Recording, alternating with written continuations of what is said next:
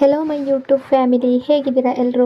I hope ಎಲ್ಲರೂ ಚೆನ್ನಾಗಿದ್ದೀರಾ. ಅದೇ ರೀತಿ ನಿಮ್ಮ ಲೈಫ್ನಲ್ಲಿ ಪಾಸಿಟಿವ್ ಆಗಿ ಥಿಂಕ್ ಮಾಡ್ತಾ ಇದ್ದೀರಾ ಅಂತ ಅಂದ್ಕೊಂಡಿದ್ದೀನಿ. ಇವತ್ತಿನ ರೀಡಿಂಗಲ್ಲಿ ಬ್ಯೂಟಿಫುಲ್ ಆಗಿರುವಂತಹ ಈವ್ನಿಂಗ್ ಎನರ್ಜಿ ಯಾವ ರೀತಿ ಇದೆ ಅಂತ ನೋಡೋಣ. ಮೊದಲು ಕಾಮ್ ಆಗಿ ಕೂತ್ಕೊಳ್ಳಿ.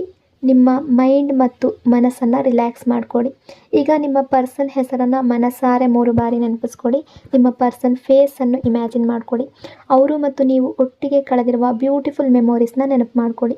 ಅದಕ್ಕೂ ಮೊದಲು ಈ ರೀಡಿಂಗ್ ನಿಮ್ಮವರೆಗೂ ತಲುಪಿದೆ ಅಂದರೆ ಯು ಆರ್ ಸೋ ಬ್ಲೆಸ್ಡ್. ಯೂನಿವರ್ಸ್ಗೆ ಗ್ರ್ಯಾಟಿಟ್ಯೂಡ್ ಹೇಳಿ, ಥ್ಯಾಂಕ್ ಯು ಯೂನಿವರ್ಸ್ ಅಂತ ಹೇಳಿ ನಿಮ್ಮ ಪರ್ಸನ್ ಎನರ್ಜಿಯನ್ನು ಫೀಲ್ ಮಾಡಿ.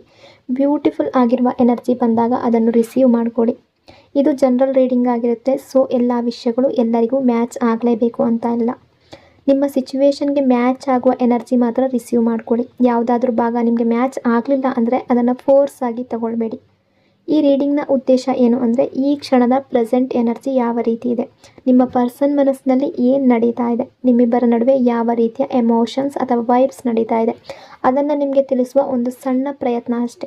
ಹಾಗಾಗಿ ಓವರ್ ಆಗಿ ನೆಗೆಟಿವ್ ಆಗಿ ಯೋಚನೆ ಮಾಡಬೇಡಿ. ನಿಮ್ಮ ಮನಸ್ಸನ್ನು ಅನಾವಶ್ಯಕ ಭಯಗಳಿಂದ ತುಂಬಿಸ್ಕೊಳ್ಬೇಡಿ.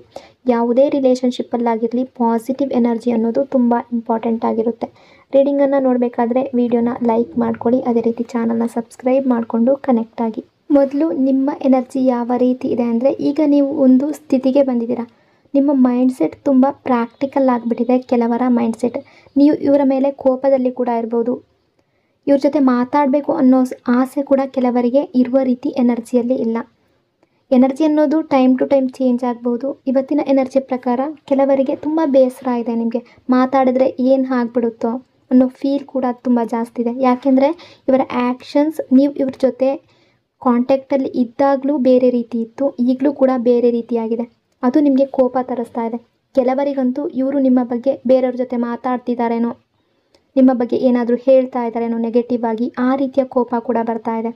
ನನ್ನ ವಿಷಯವನ್ನು ಬೇರೆ ಕಡೆ ಯಾಕೆ ಮಾತಾಡಬೇಕು ಅನ್ನೋ ರೀತಿ ಕೂಡ ಕೆಲವರು ಫೀಲ್ ಮಾಡ್ಕೊಳ್ತಾ ಇರಬಹುದು.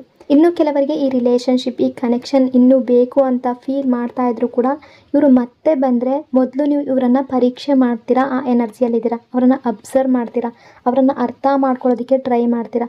ಆಮೇಲೆ ಮಾತ್ರ ಮುಂದಿನ ಡಿಸಿಷನ್ ತಗೊಳ್ತೀರಾ. ಆ ಎನರ್ಜಿ ಇದೆ ನಿಮ್ಮ ಎನರ್ಜಿಯಲ್ಲಿ. ಆ ರೀತಿಯ ಎನರ್ಜಿ ಕಾಣ್ತಾ ಇದೆ. ನಿಮ್ಮಲ್ಲಿ ಕೆಲವರು ಎಲ್ಲವನ್ನ ಮರೆತು ಮುಂದಕ್ಕೆ ಹೋಗಬೇಕು ಅನ್ನೋ ರೀತಿ ಕೂಡ ಥಿಂಕ್ ಮಾಡ್ತಾ ಇರ್ಬೋದು. ಇದು ಜನರಲ್ ರೀಡಿಂಗ್ ಆಗಿರುತ್ತೆ. ಎಲ್ಲರ ಎನರ್ಜಿ ಕೂಡ ಒಂದೇ ರೀತಿ ಆಗಿರೋದಿಲ್ಲ. ನಿಮ್ಮನ್ನು ಅರ್ಥ ಮಾಡ್ಕೊಳ್ಳುವ, ನಿಮ್ಮ ವ್ಯಾಲ್ಯೂ ತಿಳಿಯುವ, ನಿಮಗೆ ಪ್ರೀತಿಯನ್ನು ಕೊಡುವ, ಕೇರ್ ಕೊಡುವವರು ಬೇಕು ಅಂತ ನಿಮ್ಗೆ ಅನ್ನಿಸ್ತಾ ಇರ್ಬೋದು. ಎಷ್ಟು ದಿನ ಒಂದೇ ಜಾಗದಲ್ಲಿ ಸ್ಟಕ್ ಆಗಬೇಕು ಅನ್ನೋ ರೀತಿ ಥಿಂಕ್ ಮಾಡ್ತಾ ಇರ್ಬೋದು. ಅಂಥ ಫೀಲಿಂಗ್ಸ್ ಇದೆ. ಸೊ ಕೆಲವರ ಎನರ್ಜಿಯಲ್ಲಿ ತುಂಬ ಅಗ್ರೆಸಿವ್ ಮತ್ತು ಕೋಲ್ಡ್ ಆಗಿದೆ. ಸಾಕಾಗಿದೆ, ತುಂಬ ಅತಿ ಆಯಿತು, ಈಗ ನಾನು ನನ್ನ ಲೈಫನ್ನು ನೋಡ್ಕೊಳ್ಬೇಕು, ನಿನಗೆ ಅರ್ಥ ಮಾಡಿಸ್ತೀನಿ ಅನ್ನೋ ಎನರ್ಜಿ ಕೂಡ ಕೆಲವರ ಎನರ್ಜಿ ಇದೆ. ನಿಮ್ಮ ಪಾರ್ಟ್ನರ್ ಎನರ್ಜಿ ಪ್ರಕಾರ ತುಂಬ ಸ್ಟ್ರೆಸ್ನಲ್ಲಿ ಇರುವ ಎನರ್ಜಿ ಇದೆ. ಇವರು ಹಿಂದೆ ಅವರ ಸ್ವಂತ ಡಿಸಿಷನ್ ತಗೊಳ್ಳದೆ ಬೇರೆಯವರ ಮಾತು ಕೇಳಿ ನಡ್ಕೊಂಡಿರುವ ಸಾಧ್ಯತೆ ಕೂಡ ಇದೆ. ಬೇರೆಯವರ ಒಪಿನಿಯನ್ ಕೇಳಿ ಕನ್ಫ್ಯೂಸ್ ಆಗಿರ್ಬೋದು. ಸ್ವಂತ ನಿರ್ಧಾರ ತಗೊಳ್ಳದೆ ಇರೋದು, ಮತ್ತೊಬ್ಬರ ಮಾತು ಕೇಳಿ ಅವರ ಲೈಫ್ನ ವಿಷಯಗಳನ್ನು ಹಾಳು ಮಾಡ್ಕೊಂಡಿರ್ಬೋದು. ಸೊ ನಿಮ್ಮ ರಿಲೇಷನ್ಶಿಪ್ ಕೂಡ ಯಾವುದಾದ್ರೊಂದು ಸಿಚುವೇಶನ್, ಯಾವುದೋ ಒಂದು ವಿಷಯ ಅಡ್ಡ ಬಂದಿರ್ಬೋದು. ಸೊ ಅವರು ಸ್ಟ್ರೆಸ್ನಲ್ಲಿದ್ದಾರೆ. ಬಟ್ ಒಂದು ವಿಷಯ ಕ್ಲಿಯರ್ ಆಗಿದೆ, ಇವರು ಹೇಗೆ ಇರಲಿ, ಏನೇ ಮಾಡಲಿ, ಹೇಗೆ ಬಿಹೇವಿಯರ್ ಮಾಡಿದರೂ ಕೂಡ ಮನಸ್ಸಿನ ಒಳಗಡೆಯಿಂದ ಇವ್ರಿಗೆ ಗೊತ್ತಿದೆ ನೀವು ತುಂಬ ಒಳ್ಳೆಯ ವ್ಯಕ್ತಿ ಅಂತ, ತುಂಬ ಮೆಚ್ಯೂರ್ ವ್ಯಕ್ತಿ ಅಂತ. ನೀವು ಯಾವಾಗಲೂ ಇವ್ರಿಗೆ ಪ್ರೀತಿ ಕೊಟ್ಟಿದ್ದೀರಾ, ಅರ್ಥ ಮಾಡ್ಕೊಂಡಿದ್ದೀರಾ, ಸಪೋರ್ಟ್ ಮಾಡಿದ್ದೀರಾ, ಅವರಿಗಾಗಿ ಎಲ್ಲವನ್ನೂ ಮಾಡಿದ್ದೀರಾ. ನಿಮ್ಮ ಬಗ್ಗೆ ಪಾಸಿಟಿವ್ ಎನರ್ಜಿ ಇವರ ಮನಸ್ಸಿನಲ್ಲಿದೆ.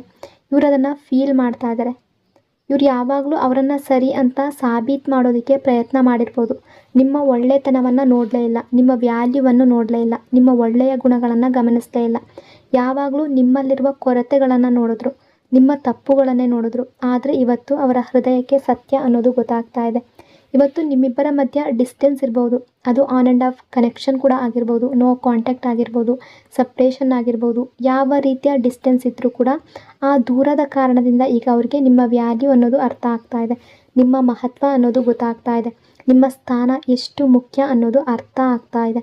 ಈಗ ನಿಧಾನವಾಗಿ ಎಲ್ಲ ಅರ್ಥ ಆಗ್ತಾ ಇದೆ. ನಿಮ್ಮನ್ನು ದೂರ ಮಾಡಿದ್ರು ಕೂಡ, ಇವರು ದೂರ ಹೋದರೂ ಕೂಡ ಸ್ಟಕ್ ಆಗಿದ್ದಾರೆ. ನಿಮ್ಮ ಥಾಟ್ಸ್ನಿಂದ ಹೊರಗಡೆ ಬರೋದಕ್ಕೆ ಆಗ್ತಾ ಇಲ್ಲ, ನಿಮ್ಮ ನೆನಪಿನಿಂದ ಮೂವ್ ಆನ್ ಆಗೋದಕ್ಕೆ ಆಗ್ತಾ ಇಲ್ಲ, ನಿಮ್ಮ ಎನರ್ಜಿಯಿಂದ ಹೊರಗಡೆ ಬರೋದಕ್ಕೆ ಆಗ್ತಾ ಇಲ್ಲ. Regret energy, loneliness energy. ಇವರು ಮೂವ್ ಆನ್ ಆಗಬೇಕು ಅನ್ನೋ ಆಸೆ ಪಟ್ಟಿರ್ಬೋದು, ಮುಂದೆ ಹೋಗಿರ್ಬೋದು, ಗ್ಯಾಪ್ ಕ್ರಿಯೇಟ್ ಮಾಡ್ಕೊಂಡಿರ್ಬೋದು. ಬಟ್ ಈ ಕನೆಕ್ಷನ್ನಲ್ಲಿ ಏನೂ ಮಾಡದೆ ಹೀಗೆ ದೂರ ಉಳಿಬೇಕು ಅನ್ನೋ ಯೋಚನೆ ಕೂಡ ಇರಬಹುದು. ಇದು ಪಾಸ್ಟ್ ಎನರ್ಜಿ. ಆ ಟೈಮ್ನಲ್ಲಿ ಅವರ ಆ್ಯಟಿಟ್ಯೂಡ್ ಏನಿತ್ತು ಅಂದರೆ, ನಾನು ಮಾಡಿದ್ದು ಸರಿ, ನಾನು ತಗೊಂಡ ಡಿಸಿಷನ್ ಸರಿ, ನಾನೀಗ ಮಾಡ್ತಾ ಇರೋದು ಸರಿ ಅಂತ ಅವರನ್ನು ಅವರು ಸಮರ್ಥನೆ ಮಾಡ್ಕೊಂಡಿರ್ಬೋದು. ಆದರೆ ಈಗ ತುಂಬ ಸ್ಯಾಡ್ನೆಸ್ ಕಾಣ್ತಾ ಇದೆ ಇವರ ಎನರ್ಜಿಯಲ್ಲಿ, ತುಂಬ ಬೇಸರ ಅನ್ನೋದು ಕಾಣ್ತಾ ಇದೆ. ಈಗ ನಿಧಾನವಾಗಿ ಅವರಿಗೆ ಅರ್ಥ ಆಗ್ತಾ ಇದೆ, ಅವ್ರು ತಗೊಂಡ ಡಿಸಿಷನ್ಸ್, ಅವ್ರು ಮಾಡಿದ ಆಯ್ಕೆ, ಅವ್ರು ಮಾಡಿದ ಕೆಲಸ ಎಲ್ಲವೂ ಕೊನೆಗೆ ಇವರ ಮೇಲೇ ಬಿದ್ದಿದೆ. ಯಾಕೆಂದರೆ ಮೊದಲು ಇವರ ಜೊತೆ ನಿಮ್ಮ ಸಪೋರ್ಟ್ ಅನ್ನೋದು ಇತ್ತು, ನಿಮ್ಮ ಲವ್ ಇತ್ತು, ನಿಮ್ಮ ಪ್ರೆಸೆನ್ಸ್ ಇತ್ತು, ನೀವು ಇವರ ಜೊತೆ ಇರ್ತಾ ಇದ್ರಿ. ಆದರೆ ಈಗ ಅವರಿಗೆ ಸಂಪೂರ್ಣ ಒಬ್ಬರೇ ಇರೋ ರೀತಿ ಅನ್ನಿಸ್ತಾ ಇದೆ. ಒಂಟಿತನ ಫೀಲ್ ಆಗ್ತಾ ಇದೆ, ತುಂಬ ಬೇಸರ ಆಗ್ತಾ ಇದೆ, ತುಂಬ ಕಂಗೆಟ್ಟಿದ್ದಾರೆ, ಮನಸ್ಸಿನ ಒಳಗಡೆ ಆ್ಯಂಗ್ಸೈಟಿ ಫೀಲ್ ಮಾಡ್ತಾ ಇದ್ದಾರೆ. ಒಂದು ಕಡೆ ನಿಮ್ಮ ಜೊತೆ ಮಾತಾಡಬೇಕು ಅಂತ ಅನ್ನಿಸ್ತಾ ಇದೆ, ಎಲ್ಲವನ್ನ ಸರಿ ಮಾಡಬೇಕು ಅಂತ ಅನ್ನಿಸ್ತಾ ಇದೆ. ಆದರೆ ಮತ್ತೊಂದು ಕಡೆ ಈಗೋ ಬಿಡೋದಕ್ಕೆ ಇಷ್ಟಪಡ್ತಾ ಇಲ್ಲ. ಈಗೋ ಎನರ್ಜಿ, ಪ್ರೈಡ್ ಎನರ್ಜಿ, ತುಂಬ ಹೈ ವ್ಯಾಲ್ಯೂನಲ್ಲಿ ನೋಡ್ಕೊಳ್ಳುವ ಸ್ವಭಾವ ಕೂಡ ಇರ್ಬೋದು. ನಾನು ಯಾಕೆ ಮೊದಲು ಹೋಗಿ ಮಾತಾಡಬೇಕು, ಅವರೇ ಬರಲಿ, ಅವರೇ ನನ್ನ ಮನವೊಲಿಸಲಿ, ಇಂಥ ಯೋಚನೆ ಕೂಡ ಇರ್ಬೋದು. ಬಹುಶಃ ಹಿಂದೆ ನೀವು ತುಂಬ ಸಲ ಈ ರೀತಿ ಮನವೊಲಿಸಿರಬಹುದು. ಆ ಕಾರಣಕ್ಕೆ ಈಗಲೂ ಇವ್ರಿಗೆ ಅನ್ನಿಸ್ತಾ ಇದೆ ಮೊದಲು ಅವರೇ ಬರಲಿ ಅಂತ. ಈಗಲೂ ಅವರೇ ಬರ್ತಾರೆ, ನಾನು ಯಾಕೆ ಹೋಗಬೇಕು ಅಂತ. ನಿಮ್ಮ ಅಗತ್ಯ ಅವ್ರಿಗೆ ತುಂಬ ಇದೆ, ಆದರೆ ಅದನ್ನು ಒಪ್ಕೊಳ್ಳೋದಕ್ಕೆ ಅವರ ಈಗೋ ಅನ್ನೋದು ಅಡ್ಡ ಬರ್ತಾ ಇದೆ. Fake happiness energy. ಇವರೊಂದು ಮಾಸ್ಕ್ ಹಾಕ್ಕೊಂಡಿರುವ ಎನರ್ಜಿಯಲ್ಲಿದ್ದಾರೆ. ಹೊರಗಡೆ ತೋರಿಸೋದು ಒಂದೇ, ಒಳಗಡೆ ನಡೀತಾ ಇರೋದು ಮತ್ತೊಂದು. ಜನರಿಗೆ ತೋರಿಸ್ತಾ ಇರೋದು ಏನು ಅಂದರೆ, ನನ್ನ ಲೈಫ್ ತುಂಬ ಚೆನ್ನಾಗಿದೆ, ನಾನು ತುಂಬ ಹ್ಯಾಪಿಯಾಗಿದ್ದೀನಿ, ನಾನು ಎಂಜಾಯ್ ಮಾಡ್ತಾ ಇದ್ದೀನಿ, ಎಲ್ಲವೂ ಪರ್ಫೆಕ್ಟ್ ಆಗಿದೆ ಅಂತ. ಆದರೆ ಅದು ಸಂಪೂರ್ಣ ಸತ್ಯ. ಹಿಂದೆ ಅವರು ಪ್ರಿಟೆಂಡ್ ಮಾಡ್ತಾ ಇದ್ರು, ಈಗಲೂ ಪ್ರಿಟೆಂಡ್ ಮಾಡ್ತಾ ಇದ್ದಾರೆ. ವ್ಯತ್ಯಾಸ ಏನಂದರೆ, ಹಿಂದೆ ತಮ್ಮ ಎಮೋಷನ್ಸ್ ಕೂಡ ಫೇಕ್ ಆಗಿ ತೋರಿಸ್ತಾ ಇದ್ರು, ಈಗ ಅವರ ನಿಜವಾದ ಎಮೋಷನ್ಸನ್ನು ಮರೆಮಾಚ್ತಾ ಇದ್ದಾರೆ. ಹಿಂದೆ ನಿಮ್ಮ ಬಗ್ಗೆ ಇದ್ದ ಕೇರ್ ಇದೆ ಅಂತ ತೋರಿಸ್ತಾ ಇದ್ರು, ಲವ್ ಇದೆ ಅಂತ ತೋರಿಸ್ತಾ ಇದ್ರು, ಆದರೆ ಆ್ಯಕ್ಷನ್ ಬೇರೆ ಇರ್ತಾ ಇತ್ತು. ಈಗಲೂ ಹೊರಗಡೆ ಸ್ಟ್ರಾಂಗಾಗಿ ಕಾಣಿಸ್ಕೊಳ್ಳೋದಕ್ಕೆ ಪ್ರಯತ್ನ ಮಾಡ್ತಾ ಇದ್ದಾರೆ, ಆದರೆ ಮನಸ್ಸಿನ ಒಳಗಡೆ ಎಲ್ಲ ಚೇಂಜಸ್ ನಡೀತಾ ಇದೆ. Realisation energy. ಈಗ ಅವರ ಹೃದಯಕ್ಕೆ ಅವರ ತಪ್ಪು ಅನ್ನೋದು ಕಾಣಿಸ್ತಾ ಇದೆ. ಹಿಂದೆ ಅವರ ತಪ್ಪು ಅವರಿಗೆ ಕಾಣ್ತಾ ಇರಲಿಲ್ಲ, ಇವತ್ತು ಕಾಣ್ತಾ ಇದೆ. ಸೊ ರಿಗ್ರೆಟ್ ಆಗ್ತಾ ಇದೆ, ನಾನು ಯಾರನ್ನು ದೂರ ಮಾಡಿಕೊಂಡೆ, ನನ್ನ ಲೈಫ್ನಲ್ಲಿ ಇದ್ದ ಒಳ್ಳೆಯ ವ್ಯಕ್ತಿಯನ್ನು ನಾನು ಯಾಕೆ ದೂರ ಮಾಡಿದೆ, ನನ್ನ ಜೊತೆ ಇದ್ದ ವ್ಯಕ್ತಿಯನ್ನು ನಾನು ಯಾಕೆ ಕಳ್ಕೊಂಡೆ ಅಂತ ಯೋಚನೆ ಮಾಡ್ತಾ ಇದ್ದಾರೆ. ಹಿಂದಿಗೂ ಮಾಸ್ಕ್ ಅನ್ನೋದಿದೆ, ಆದರೆ ಈಗ ಆ ಮಾಸ್ಕ್ ಹಿಂದೆ ನೋವಿದೆ. ಹಿಂದೆ ಮಾಸ್ಕ್ ಹಿಂದೆ ಫೇಕ್ ಗ್ಯಾರಂಟಿ ಇರಬಹುದು, ಪ್ರಾಮಿಸಸ್ ಇರಬಹುದು, ಒಂದು ಮುಖವಾಡ ಇರ್ಬೋದು. ಆದರೆ ಈಗಲೂ ಕೂಡ ಮಾಸ್ಕ್ ಹಾಕ್ಕೊಂಡಿದ್ದಾರೆ ಬ್ರೋಕನ್ ಫೀಲಿಂಗ್ಸ್ ಜೊತೆ. ಇವರು ಅವರ ಸಿಚುವೇಶನನ್ನು ಮರೆಮಾಚ್ತಾ ಇದ್ದಾರೆ. ಹಿಡನ್ ಎನರ್ಜಿ ಇದೆ, ಒಂದು ಫೇಕ್ ಸ್ಮೈಲ್, ಒಂದು ಫೇಕ್ ಹ್ಯಾಪಿನೆಸ್, ಒಂದು ಫೇಕ್ ಎಂಜಾಯ್ಮೆಂಟ್, ಇದನ್ನು ಬೇರೆಯವ್ರಿಗೆ ತೋರಿಸ್ತಾ ಇದ್ದಾರೆ. ಯಾಕೆಂದರೆ ಜನರು ಇವರ ಮೇಲೆ ಇವರು ವೀಕ್ ಆಗಿದ್ದಾರೆ ಅಂತ ಅಂದ್ಕೊಳ್ಬಾರ್ದು, ಇವರನ್ನು ಬೇರೆಯವರು ಜಡ್ಜ್ ಮಾಡಬಾರ್ದು, ಬೇರೆಯವ್ರಿಗೆ ಇವರ ಫೀಲಿಂಗ್ಸ್ ಏನಿದೆ ಅನ್ನೋದು ಗೊತ್ತಾಗಬಾರ್ದು. ಸೊ ಇವರು ಸಪ್ರೇಷನ್ ಕ್ರಿಯೇಟ್ ಮಾಡಿದ್ದಾರೆ, ಇವರೇ ದೂರ ಮಾಡಿದ್ದಾರೆ, ಅದರ ಪರಿಣಾಮವನ್ನು ಕೂಡ ಇವರೇ ಅನುಭವಿಸ್ತಾ ಇದ್ದಾರೆ. ಈ ಫಿಯರ್ ಕೂಡ ಇದೆ, ಬೇರೆಯವರು ನನ್ನ ಬಗ್ಗೆ ಏನು ಯೋಚನೆ ಮಾಡಬಹುದು, ನಾನು ವೀಕ್ ಆದರೆ ಎಷ್ಟು ದಿನ ಫೇಕ್ ಹ್ಯಾಪಿನೆಸ್ ತೋರಿಸ್ಬೋದು. ಅವರ ಫೀಲಿಂಗ್ಸ್ ಹೊರಗಡೆ ಬರ್ತಾ ಇರುವಂತಹ ಎನರ್ಜಿ ಇದೆ. ಯಾಕೆಂದರೆ ಮನಸ್ಸಿನ ಒಳಗಡೆ ಈಗಲೇ ಡೌನ್ ಆಗಿದ್ದಾರೆ, ತುಂಬ ಟಯರ್ಡ್ ಆಗಿದ್ದಾರೆ, ತುಂಬ ಕಂಗೆಟ್ಟಿದ್ದಾರೆ. ಮತ್ತು ಮನಸ್ಸಿನ ಒಂದು ಮೂಲೆಯಲ್ಲಿ ನಿಮ್ಮ ಜೊತೆ ಮಾತಾಡಬೇಕು ಅನ್ನೋ ಆಸೆ ಇದೆ, ನಿಮ್ಮನ್ನು ನೋಡಬೇಕು ಅನ್ನೋ ಆಸೆ ಇದೆ, ಎಲ್ಲವನ್ನ ಈ ರಿಲೇಷನ್ಶಿಪ್ಪಲ್ಲಿ ಬೆಟರ್ ಮಾಡಬೇಕು ಅನ್ನೋ ಆಸೆ ಇದೆ, ಕಮ್ಯುನಿಕೇಷನ್ ಆಗಬೇಕು ಅನ್ನೋ ಬಲವಾದ ಆಸೆ ಇದೆ. Waiting for miracle energy. ಈಗ ಅವರ ಮನಸ್ಸಿನಲ್ಲಿ ಅಂದ್ಕೊಳ್ತಾ ಇರೋದು, ಏನಾದರೂ ಮಿರಾಕಲ್ ಆಗ್ಬೋದಾ, ಅವರು ಮತ್ತೆ ನನ್ನ ಲೈಫ್ಗೆ ಬರ್ಬೋದಾ.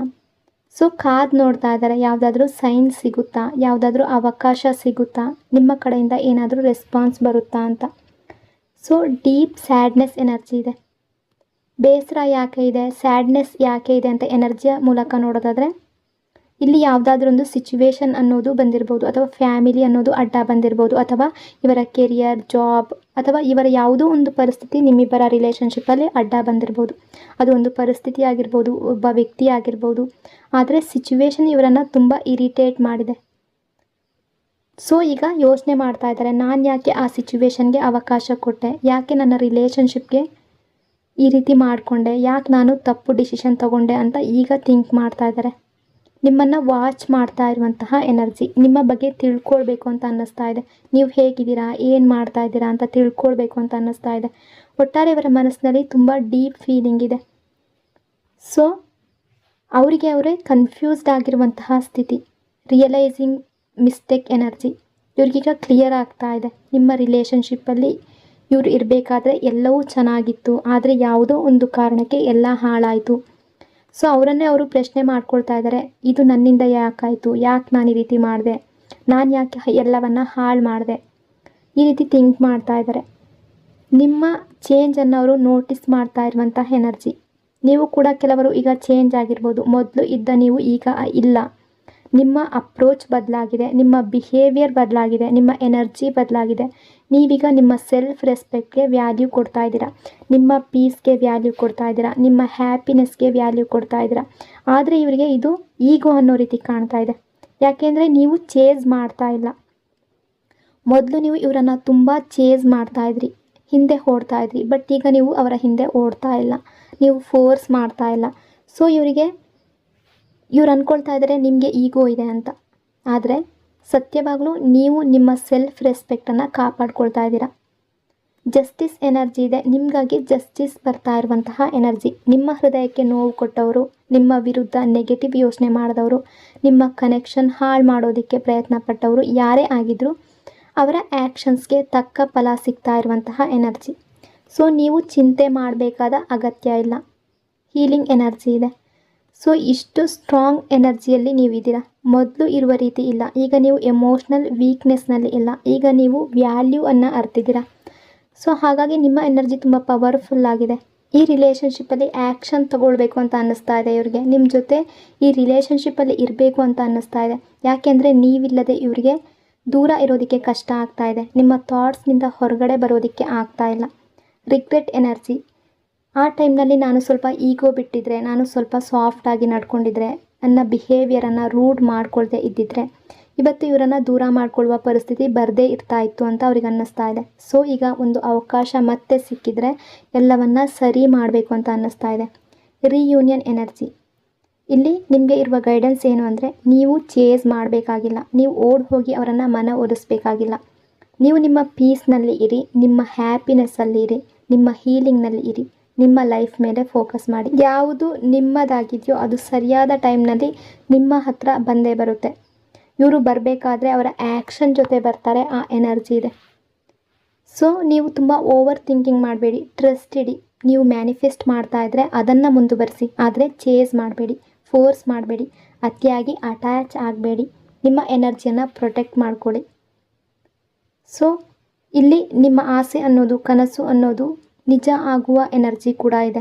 ಅದು ಇವರ ಆ್ಯಕ್ಷನ್ ಆಗಿರ್ಬೋದು, ಅಥವಾ ಈ ವ್ಯಕ್ತಿ ನಿಮ್ಮ ಲೈಫ್ನಲ್ಲಿ ಮತ್ತೆ ಎಂಟ್ರಿ ಆಗ್ಬೋದು, ನಿಮ್ಮ ರಿಲೇಷನ್ಶಿಪ್ಪಲ್ಲಿ ಒಂದು ಪಾಸಿಟಿವ್ ಚೇಂಜ್ ಆಗಿರ್ಬೋದು. ಏನೇ ಆಗಿರಲಿ, ನಿಮ್ಮ ಲೈಫ್ನಲ್ಲಿ ಬದಲಾವಣೆ ಅನ್ನೋದು ಕಾಣ್ತಾ ಇದೆ. ಹೆಚ್ಚು ಸ್ಟೆಬಿಲಿಟಿ ಬರ್ತಾ ಇರುವ ಎನರ್ಜಿ ಇದೆ, ತುಂಬ ಲವ್ ಬರ್ತಾ ಇರುವ ಎನರ್ಜಿ ಇದೆ, ಹೆಚ್ಚು ಎಮೋಷ್ನಲ್ ಬ್ಯಾಲೆನ್ಸ್ ಆಗ್ತಾ ಇರುವಂತಹ ಎನರ್ಜಿ ಇದೆ. ಸೊ ಇವತ್ತಿನ ಈವ್ನಿಂಗ್ ರೀಡಿಂಗ್ ನಿಮಗೆ ಇಷ್ಟ ಆಗಿದೆ ಅಂದ್ಕೊಂಡಿದ್ದೀನಿ. ಇಷ್ಟ ಆಗಿದರೆ ಪಾಸಿಟಿವ್ ಆಗಿ ಕಮೆಂಟ್ ಮಾಡಿ. ಇನ್ನೊಂದು ಬ್ಯೂಟಿಫುಲ್ ರೀಡಿಂಗಲ್ಲಿ ಮತ್ತೆ ಸಿಗ್ತೀನಿ. ಅಲ್ಲಿವರೆಗೂ ಟೇಕ್ ಕೇರ್. ನಿಮ್ಮ ಪ್ರೀತಿ, ನಿಮ್ಮ ಸಪೋರ್ಟ್ಗೆ thank you so much. Lots and lots of love. God bless you all.